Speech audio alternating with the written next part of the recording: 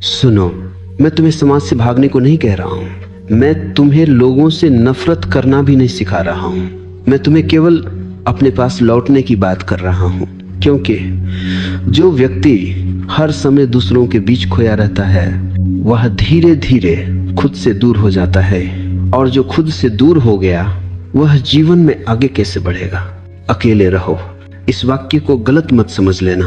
अकेले रहने का अर्थ अकेलापन नहीं है। अकेले रहने का अर्थ है अपने साथ सहज होना। अकेलापन दुख है, अकेलापन अभाव है, लेकिन एकांत समृद्धि है, एकांत पूर्णता है। दुनिया तुम्हें अकेलेपन से डराना सिखाती है, क्योंकि जो आदमी अकेले रहना सीख लेता है वह भीड़ का गुलाम नहीं रहता। भीड़ चाहती है कि तुम हमेशा बोलते रहो, बताते रहो, समझाते रहो, साबित करते रहो, क्योंकि जो आदमी लगातार बोलता रहता है वह सोच नहीं पाता, और जो सोच नहीं पाता वह जाग नहीं पाता। इसलिए मैं कहता हूँ, कम बोलो। कम बोलने का अर्थ चुप रहना नहीं है। कम बोलने का अर्थ है जरूरत से ज्यादा मत बोलो। जब तुम ज्यादा बोलते हो तो शब्द तुम्हें चलाने लगते हैं, और जब तुम कम बोलते हो तो तुम शब्दों के मालिक रहते हो।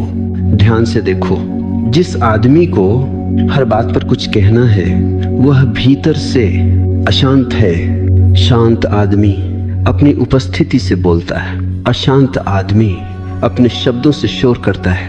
अब एक गहरी बात सुनो, जीवन में आगे बढ़ने वाले लोग कम बोलते हैं, ज्यादा सुनते हैं और सबसे ज्यादा देखते हैं। देखना सबसे ऊंची क्रिया है, क्योंकि देखने में अहंकार नहीं होता। जब तुम बोलते हो तो तुम केंद्र में आ जाते हो, जब तुम देखते हो तो सत्य केंद्र में आता है। अब एक दृष्टांत सुनो। एक युवक हमेशा बोलता रहता था, हर सभा में, हर चर्चा में, हर जगह वह अपनी राय देता था। एक दिन वह गुरु के पास गया और बोला, मैं आगे क्यों नहीं बढ़ पा रहा? गुरु ने कहा, क्योंकि तुम हमेशा बाहर बहते रहते हो। गुरु ने उसे 1 सप्ताह मौन में रहने को कहा। पहले दिन वह बेचैन रहा, दूसरे दिन उसने खुद को सुना, तीसरे दिन उसने अपने विचारों को देखा, 7वें दिन उसने कहा, मैं बदल गया हूं। गुरु मुस्कुराया और बोला, नहीं, तुम मिले हो। अकेले रहो ताकि तुम अपने भीतर उतर सको। कम बोलो ताकि भीतर की आवाज सुनाई दे सके, और जब भीतर की आवाज सुनाई देने लगे तब जीवन में आगे बढ़ना, संघर्ष नहीं रहता, क्योंकि तब तुम किसी और की नकल नहीं करते, तब तुम अपने स्वभाव से चलते हो। याद रखो, दुनिया में आगे बढ़ने वाले भीड़ से नहीं, एकांत से पैदा होते हैं। भीड़ सिर्फ रास्ता देती है, एकांत दिशा देता है। सुनो, अब हम उस जगह पहुंच रहे हैं जहां से अधिकांश लोग पीछे लौट जाते हैं। उस जगह का नाम है डर। तुम कहते हो, मुझे अकेले रहना अच्छा नहीं लगता, लेकिन सच यह नहीं है। सच यह है, तुम्हें अपने साथ रहना अच्छा नहीं लगता। अकेलेपन से कोई नहीं डरता। डर लगता है अपने ही भीतर उठती आवाजों से। जब तुम अकेले होते हो तो कोई नहीं रहता जिससे तुम भाग सको, न दोस्तों, न मोबाइल, न बातचीत। तब तुम सीधे अपने सामने खड़े होते हो, और मन इस क्षण से सबसे ज्यादा डरता है। मन कहता है, कुछ करो, किसी से बात करो, कहीं चले जाओ, क्योंकि मन जानता है यदि तुम चुपचाप अपने साथ बैठ गए तो उसका राज खुलने लगेगा। अब ध्यान से समझो, मन का अस्तित्व भागने पर टिका है।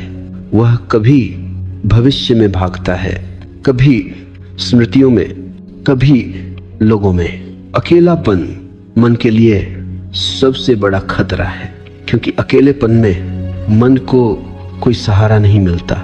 इसीलिए मन अकेलेपन को डरावना बना देता है। वह कहता है, तुम उदास हो जाओगे, तुम पागल हो जाओगे, तुम पीछे रह जाओगे। यह सब झूठ है। मैंने हजारों उन लोगों को देखा है जो अकेले नहीं रह पाते वे भीतर से खोखले होते हैं, और जो अकेले रहना सीख लेते हैं उनके भीतर एक शक्ति जागने लगती है। अब एक दृष्टांत सुनो। एक बच्चा पहली बार अकेले कमरे में सोया, वह डर गया, उसने रोना शुरू किया। माँ ने बत्ती जलाई और कहा देखो कुछ भी नहीं है, लेकिन डर कम नहीं हुआ। फिर माँ ने कहा मैं यही हूँ। डर तुरंत कम हो गया। समझे? डर अंधेरे से नहीं था, डर अकेले होने से नहीं था, डर था साथ न होने का। अब बड़ा होकर तुम वही कर रहे हो। तुम चाहते हो कोई हो, कुछ हो, कोई आवाज हो, लेकिन जब तक तुम खुद अपने लिए साथ नहीं बनते तब तक डर बना रहेगा। अकेले रहना सीखा नहीं जाता, अकेले रहना स्वीकार किया जाता है।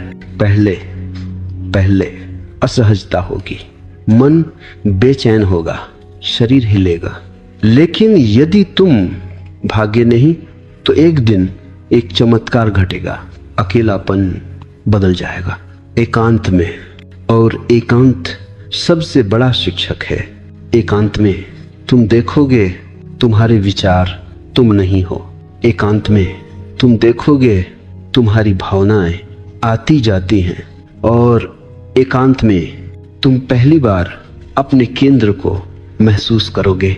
याद रखो, डर का अर्थ है तुम सीमा पर खड़े हो, और सीमा पर या तो तुम लौट सकते हो या तुम उड़ सकते हो। जो लौट जाते हैं वे भीड़ में खो जाते हैं, जो ठहर जाते हैं वे स्वयं बन जाते हैं। सुनो, अब हम शब्दों की भीड़ से बाहर निकलेंगे, क्योंकि जो व्यक्ति जीवन में आगे बढ़ता है वह शब्दों से नहीं मौन से चलता है। लोग सोचते हैं जो ज्यादा बोलता है वही ज्यादा जानता है। ये भ्रम है। अक्सर जो ज्यादा बोलता है वह ज्यादा असुरक्षित होता है। बोलना मन की बेचैनी का सबसे आसान रास्ता है। जब भीतर अशांति होती है तो शब्द बाहर बहने लगते हैं। शांत आदमी बोलने से पहले ठहरता है, अशांत आदमी बोलकर ठहरना चाहता है। अब समझो, लोग ज्यादा क्यों बोलते हैं? वे बोलते हैं क्योंकि वे सुने जाना चाहते हैं। वे बोलते हैं क्योंकि वे खुद को साबित करना चाहते हैं। वे बोलते हैं क्योंकि वे अकेले पड़ने से डरते हैं। लेकिन ध्यान रखना, जो खुद को जान लेता है उसे साबित करने की जरूरत नहीं रहती। अब एक गहरी बात सुनो, शब्द ऊर्जा खाते हैं। हर बार जब तुम बिना जरूरत बोलते हो तो तुम्हारी ऊर्जा बाहर बह जाती है। इसलिए दिन के अंत में बहुत लोग थके हुए नहीं, खाली होते हैं। वे कहते हैं मैंने कुछ किया नहीं, फिर भी थक गया। उन्होंने किया नहीं, उन्होंने बोला है।